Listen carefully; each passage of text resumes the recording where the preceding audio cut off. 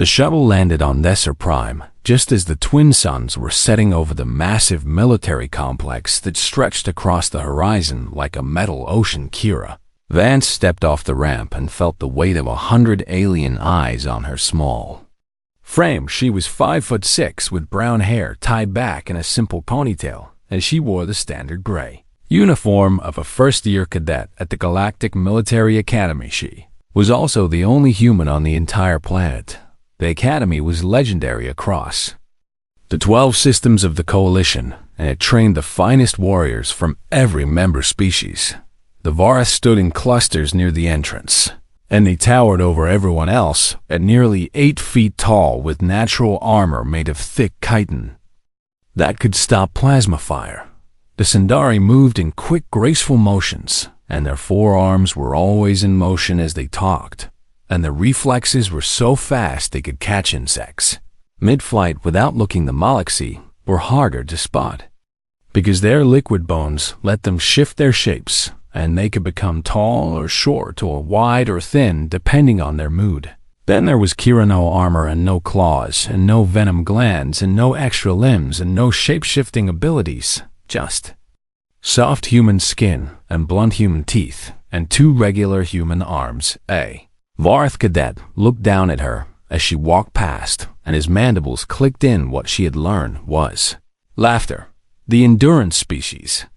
He said to his companion loud enough for her to hear, "I heard they only survive because they are too stupid to know when to die." His companion made a sound like grinding rocks, which was also laughter. Kira kept walking, and she did not look back, and she did not respond. She had known this was coming, and she had prepared herself for it during the 6-month journey from Earth. Humanity had only joined the Coalition 3 years ago, and the other species still saw them as primitive newcomers who had barely crawled out of their gravity, while the Academy had offered Earth 1 slot as a diplomatic gesture, and Kira had fought hard to earn that slot. She had beaten 2,000 other candidates in tests of endurance and combat and strategy and psychological resilience, but none of that mattered here. She was just the human and the quota filler and the charity case. The registration hall was a massive dome, filled with holographic displays and administrative drones that floated through the air scanning new arrivals. Kira found her assigned station, and a bored-looking Sindari processed her information with 2 hands while eating something purple with his other 2 hands. "Human," he said without looking up. "Barrack 7 and Locker 421, and your schedule will be sent to your tablet, and try not to die in the first week." "Thank you," Kira said. The Sindari finally looked at her, and his vertical pupils widened slightly. "You are very small," he said, "even for your species. I am aware. The combat training here is not adjusted for physical limitations. I am aware of that too." He stared at her for a long moment and then shrugged with all 4 shoulders. "Your funeral mammal." Kira took her tablet and walked toward the barracks. The corridors of the Academy were built to accommodate the largest species, so the ceilings were 15 feet high and the doorways were wide enough for 3. Varth to walk side by side. Kira felt like a child walking through a world built for giants. She found Barrack 7 and pushed open the heavy door. Inside were 20 sleeping pods arranged in 2 rows, and most of them were already claimed. The other cadets looked up when she entered, and conversation stopped. A Malaxi in the corner had stretched himself tall and thin to reach a high shelf, and he froze in that position staring at her too. Varth near the window exchanged glances, and their chitin flushed a pale blue, which she knew meant amusement. A Sindari sitting on his pod, cleaning his equipment, made a clicking sound with his tongue. "They actually sent one," he said. "I thought it was a joke." "It is a joke," one of the Varth said.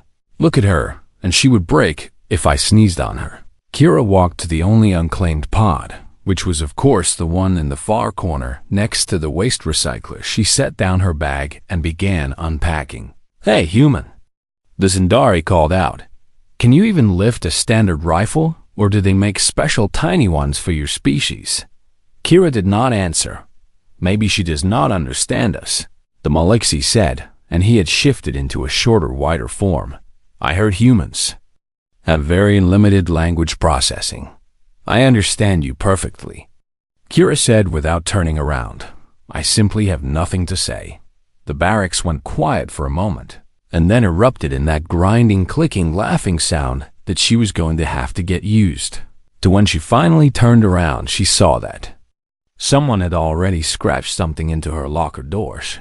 She did not know the Sindari script well enough to read it, but she could guess what it said. She opened her locker and began putting away her things, and she did not react, and she did not complain, and she did not cry. That night, after the lights went out and the other cadets were sleeping, Kira lay in her pod and stared at the ceiling. She thought about her grandmother, who had survived 3 wars on Earth, and who had told her stories about what humans could do when they had no other choice. She thought about her father, who had worked in the mines on Luna for 20 years, and whose hands had been crushed twice, and who had gone back to work both times. She thought about every human who had ever been told they were too weak, or too small, or too soft, and who had proven everyone wrong. The academy thought she was a joke. The other cadets thought she was prey.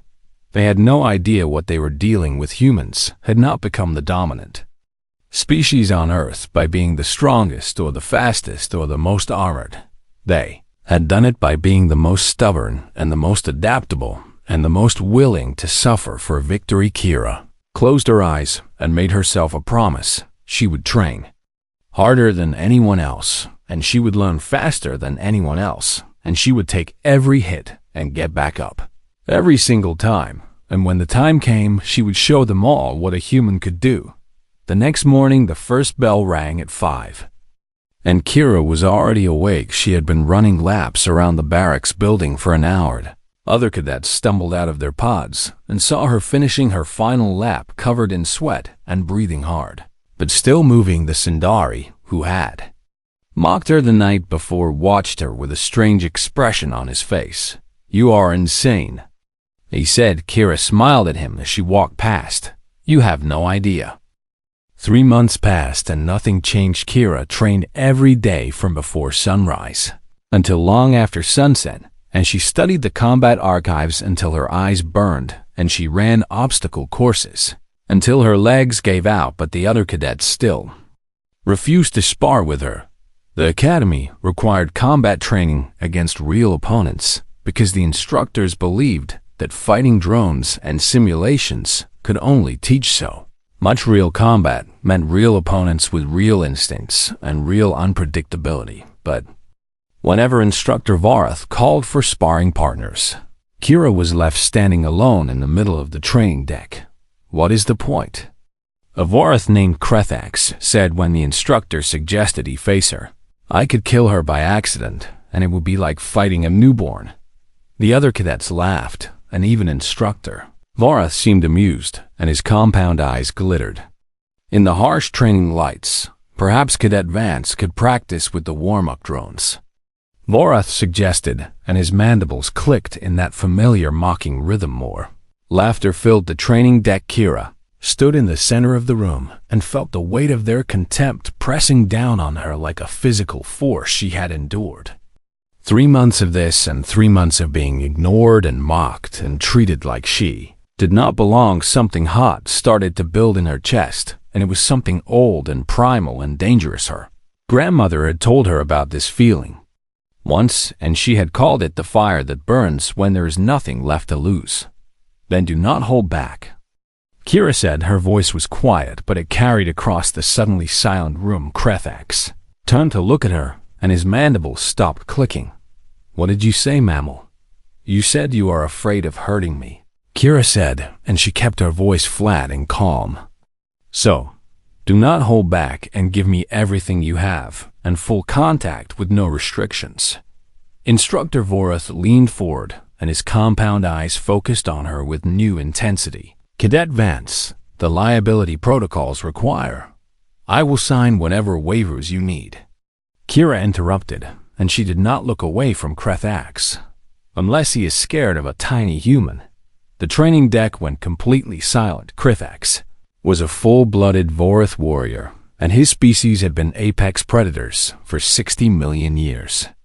And his exoskeleton was thick enough to survive artillery fire, and he stood 8 feet tall and weighed over 500 pounds, and this small soft human had just called him a coward in front of everyone.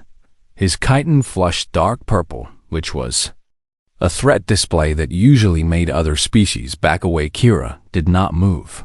"Your death will be your own fault," Krethax growled. "Then stop talking and prove it." The other cadets scrambled back to give them room, and someone activated the recording drones because everyone wanted proof of what was about to happen. Instructor Varth did not stop them, and perhaps he wanted to see this too, and perhaps he thought it would teach the human a lesson about knowing her place.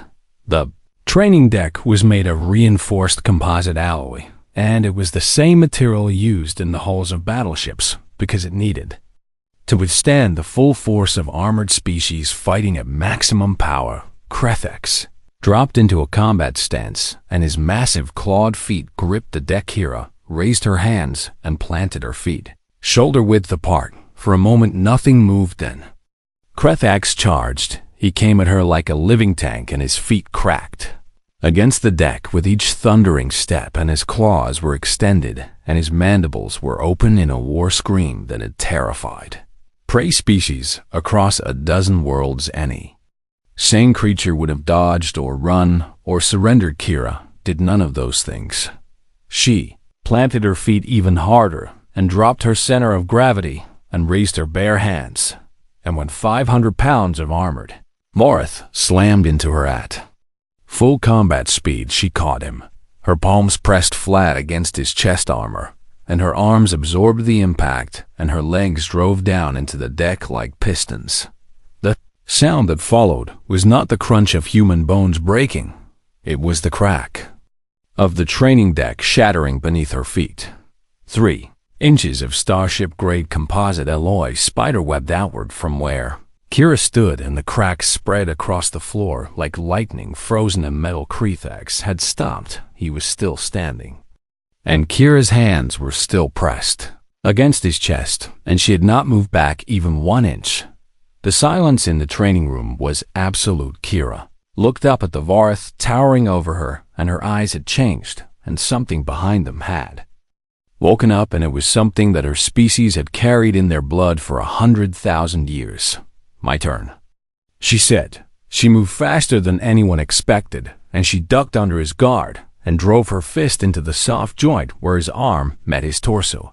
It was one of the only weak points in Varth armor, and she had spent weeks studying the combat archives to find it. Krethax roared in pain and swung at her, but she was already gone, and she had rolled between his legs and come up behind him. She kicked the back of his knee joint, and it buckled, and the mighty Vorith warrior dropped to one knee. Before he could recover, she had jumped onto his back and locked her arm around his throat. Her arm was not strong enough to crush his windpipe, but that was not what she was trying to do. Varth breathed through spiracles along their neck, and if those were blocked, they would suffocate. Tekrith thrashed and tried to throw her off, but Kira held on with a grip that should have been impossible for her size. 10 seconds passed, and then 20, and then 30. Krethax's movements grew slower and more desperate. "Yield," Kira said into where his ear would be if Vorith had ears. Or sleep. For a long moment nothing happened. Then Krethax slapped his hand against the deck 3 times, which was the universal signal for surrender. Kira released him and dropped to the cracked floor and stood there breathing hard while the Vorith gasped for air on his hands and knees.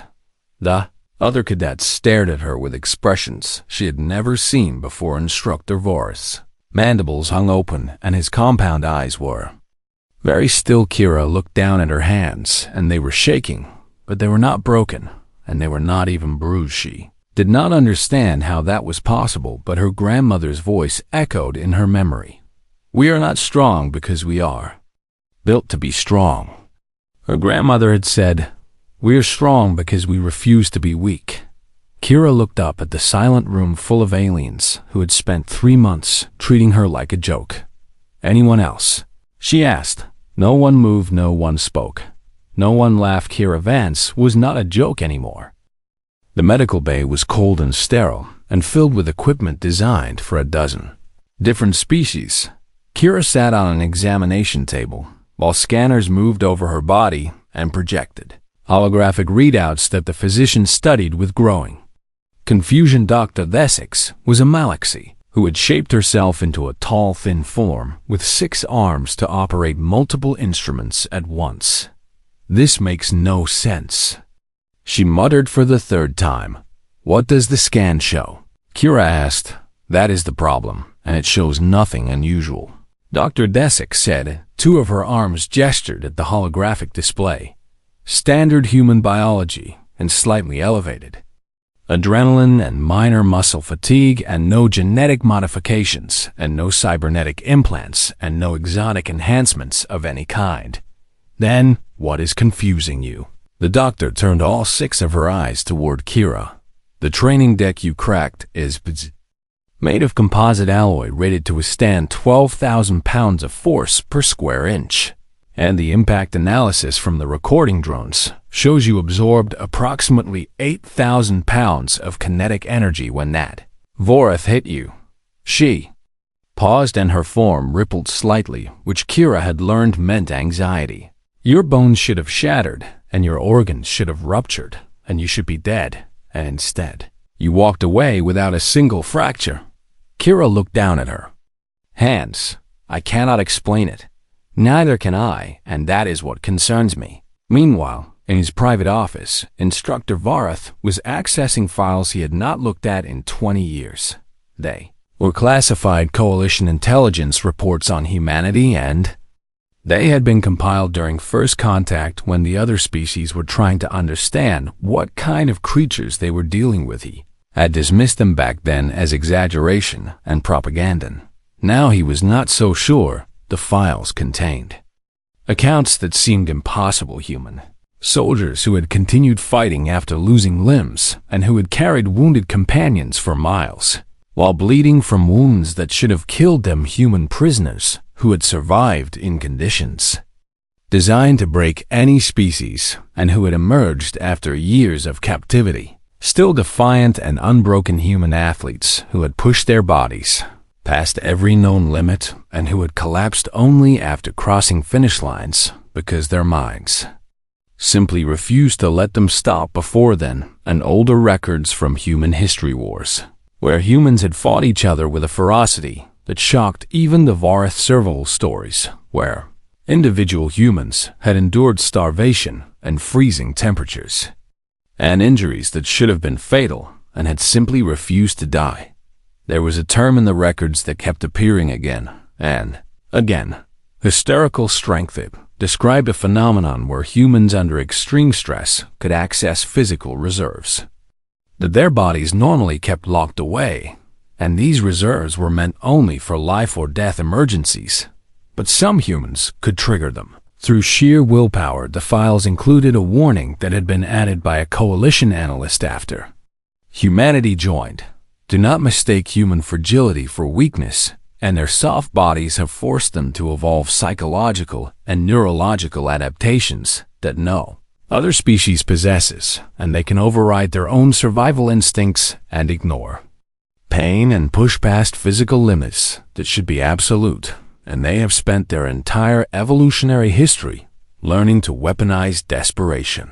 Vorath closed the file and sat in silence for a long time. Back in the barracks, Kira was doing pull-ups on a bar meant for Sindari, who weighed 3 times what she did. Sethis, the young Malisi who had been the closest thing she had to a friend, watched her with new eyes.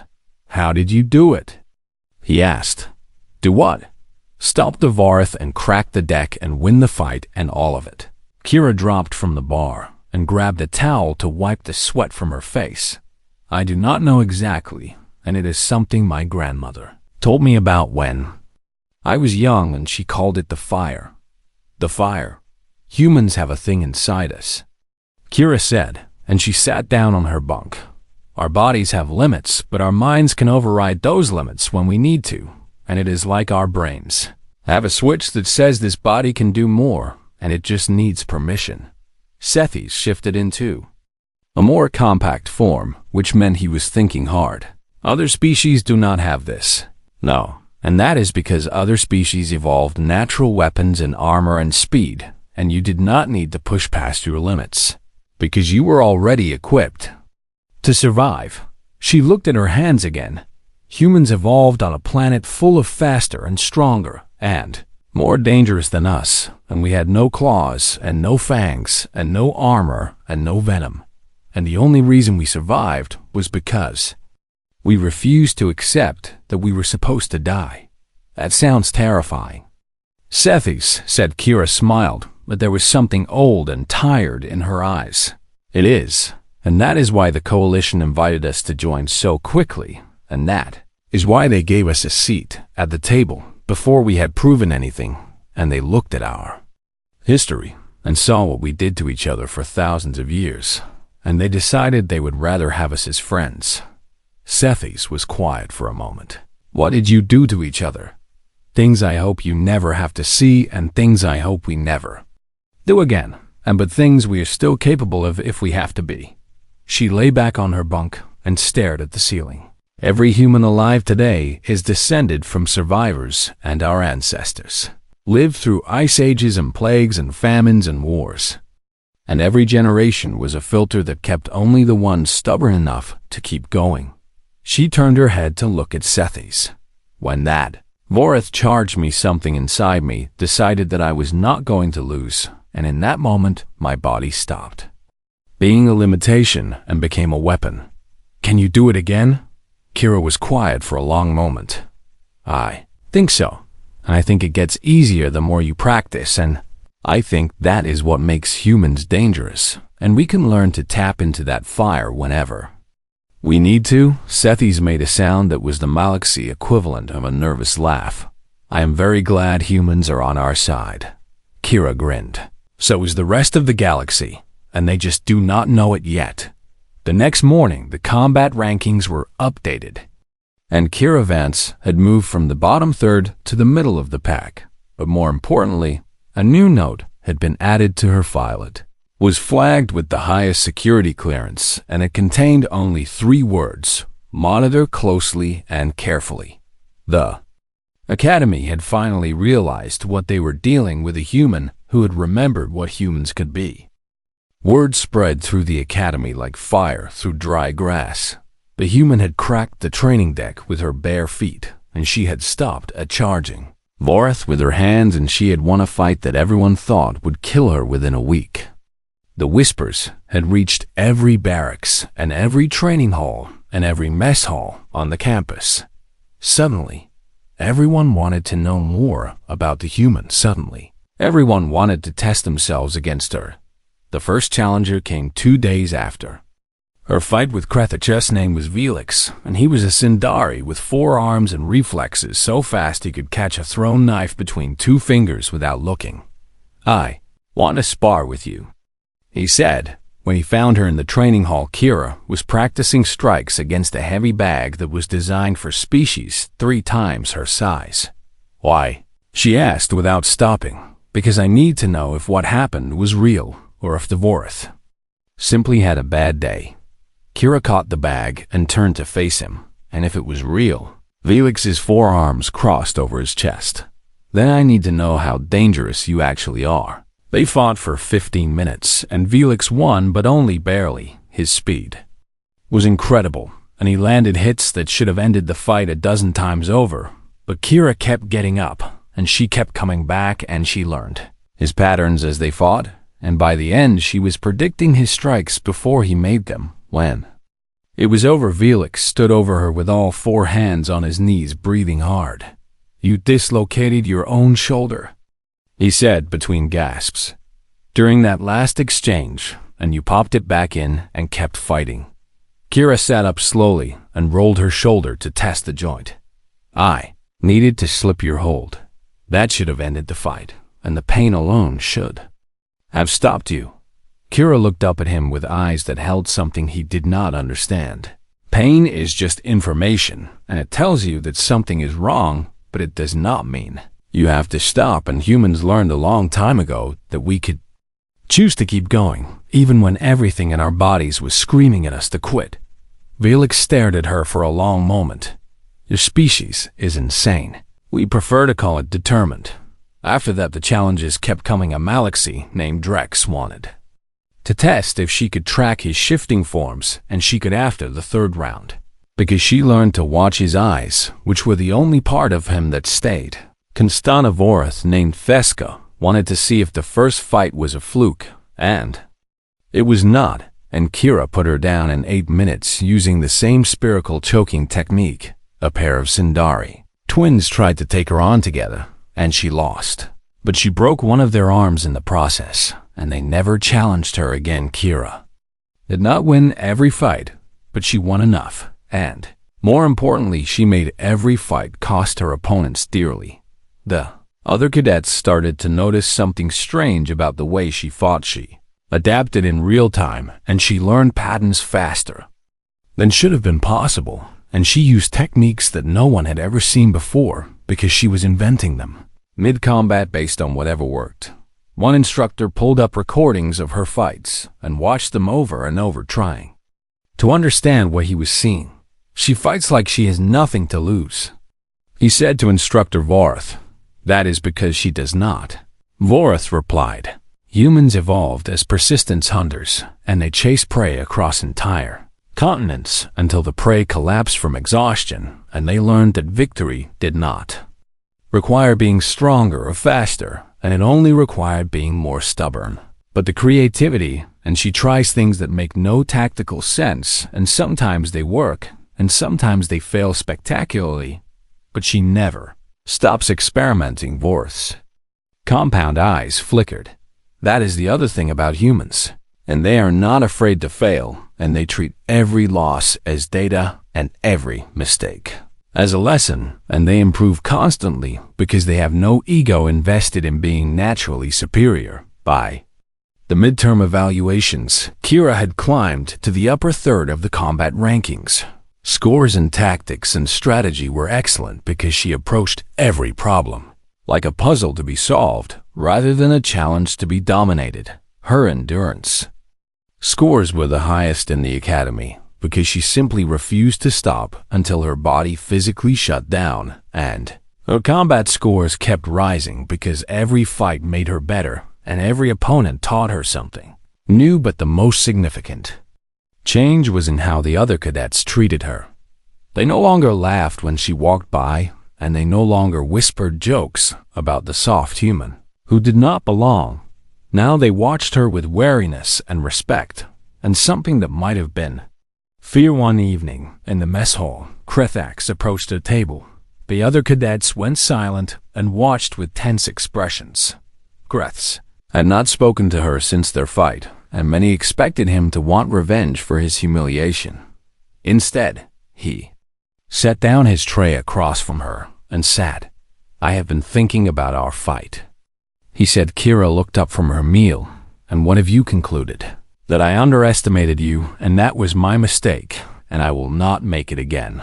He picked up something that looked like a purple vegetable and bit into it with his massive mandibles. My people have a saying, and it goes like this, and a warrior who cannot recognize strength in unexpected forms will die surprised. Kira nodded slowly. My people have a saying too. What is it? Never count a human out until the body is cold, and even then check twice. Krethax made a sound that might have been a laugh. I'm starting to understand why the Coalition fears your species. They do not fear us. Kira said. No. She smiled, and there was something sharp in it. Not yet, but they are learning to. That night, Kira trained alone in the empty combat hall, and she pushed herself harder than ever before. She could feel it now, and that fire her grandmother had told her about. And it was not just a burst of desperate strength anymore. She was learning to control it and to summon it when she needed it, and to keep it burning low and steady. Instead of exploding all at once, she was becoming something new, not just a human surviving in a world of aliens, but a human thriving, and the Academy had no idea what was coming. The final exam was the most brutal test the Academy could devise. 40 Cadets would enter a massive combat zone that covered 3 square miles of artificial terrain, including forests and buildings and underground tunnels and open fields. The rules were simple, and the last cadet standing would receive top marks, and the others would be ranked by how long they survived alliances. War allowed and betrayal was expected, and the only forbidden actions were killing blows and permanent maiming. Everything else was permitted. Kira stood at her assigned starting point and watched the countdown timer on her wrist display. She had no allies in the weeks leading up to the final exam. Cadets had formed teams based on species and personal connections, and Kira had received no invitations. That was fine. She had not expected any. The timer hit 0, and a horn sounded across the combat zone. Kira moved immediately into the nearest building and found a defensible position on the 2nd floor where she could watch multiple approaches. She had studied the terrain maps for weeks, and she knew every blind corner and every choke point and every place where a small fast fighter could ambush larger opponents. The first hour was chaos. She watched from her window as alliances formed and broke and formed again, and she saw Vorath warriors tear through Sindari scouts and Malaxi assassins flow through walls like living shadows. She waited. A group of 3 Sindari found her building in the 2nd hour, and they came up the stairs fast and confident. Kira was waiting at the top with a heavy piece of debris in her hands. She took out the first one before he knew she was there, and the impact sent him tumbling back into his companions. In the confusion, she was among them, and she was fighting dirty and gouging eyes and striking joints and using their tangled limbs against them. 30 seconds later, all 3 were down, and Kira was already moving to a new position. The battle royale continued through the day and into the night. Kira kept moving, and she never stayed in one place long, and she picked off isolated targets and avoided large groups. Her body accumulated damage as the hours passed. The Vorath claw had torn a gash in her side, and a Sindari blade had opened a cut across her forehead, and her left wrist was sprained from a bad fall, and every muscle in her body screamed for rest. She kept going. By the dawn of the 2nd day, only 12 cadets remained. Kira was one of them. She was also the most wounded, and the other survivors had natural healing abilities or armor that had protected them from the worst damage. She had nothing but willpower and spite. Remaining cadets had gathered near the center of the combat zone, drawn together by the shrinking boundaries that the Academy used to force confrontation. Kira watched from the shadows of a collapsed building as alliances shattered and former allies turned on each other. 8 became 6, became 4, became 3, and then there were 2. Kira emerged from her hiding spot and faced the final opponent. It was Kreth Axe. Of course it was. The Vorath looked almost as bad as she did, with cracks in his armor and purple blood seeping from a dozen wounds, but he was still standing, and he was still dangerous, and he had been hunting her specifically for the last 6 hours. "I knew you would survive," he said. "You do not sound happy about it." "I am not, and because now I have to beat you again, and this time I will not underestimate you." Kira smiled through the blood on her face. "Good, and I was hoping you would say that." They circled each other slowly, and the artificial sun rose over the ruined landscape, and some were recording drones captured every moment. Kritax attacked first. He was smarter this time, and he did not charge blindly, and instead he used his reach and his armor to control the distance, and he forced Kira to come to him. She tried every trick she knew, and she went for his joints and his spiracles and his eyes. He blocked or dodged, or simply absorbed the hits that she could not avoid. Throwing 5 minutes became 10, became 15. Kira's vision was starting to blur from blood loss and exhaustion, and her left arm had stopped working properly after. Krethix landed a solid hit on her shoulder, but she kept fighting. "Why do you not give up?" Krethix demanded as he knocked her down for the 5th time. "You cannot win, and your body is failing, and there is no shame in surrender." Kira pushed herself back to her feet. Her legs were shaking and her lungs were burning, and every nerve in her body was begging her to stop. "Because I am human," she said. "That is not an answer." "Yes, it is, and you just do not understand it yet." She attacked again, and this time she did something insane. She let him hit her. His fist connected with her ribs, and she heard something crack, but she did not fall.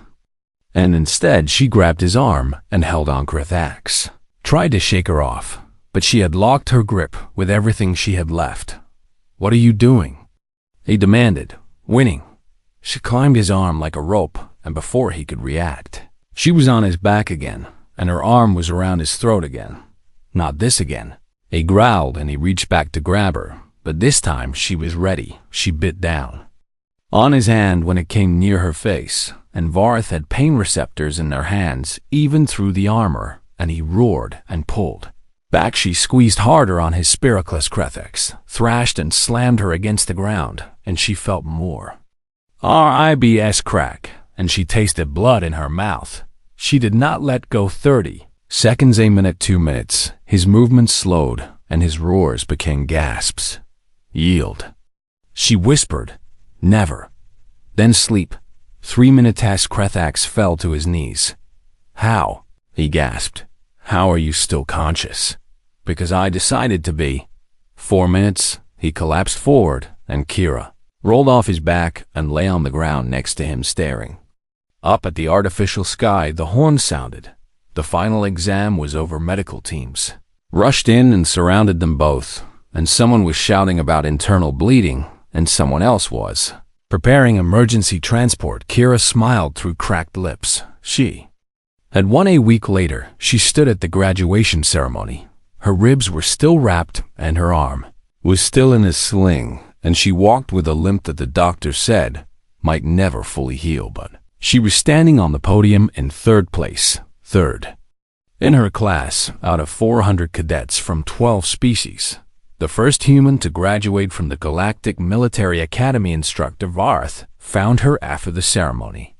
"I read the classified files about humanity," he said quietly. "All of them. And what did you learn?" His compound eyes studied her. That the Coalition did not offer Earth membership out of kindness or diplomacy, and they did it because they saw what humans did to each other throughout your history, and they saw what your species is capable of when pushed, and they decided it was better to have you inside the tent.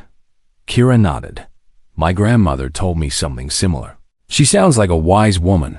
She was, and she survived 3 wars. And she always said the same thing. What was that? Kira looked up at the alien sky filled with unfamiliar stars.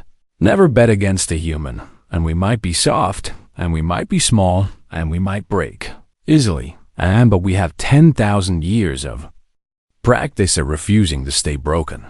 She turned and walked away from the academy that had called her a joke behind her. The galaxy watched and wondered and worried, because they had finally understood the truth. Humans were not survivors despite being fragile. Humans were survivors because of it, and that made them the most dangerous species in the known universe, not because of what they were born with, but because of what they refused to give up.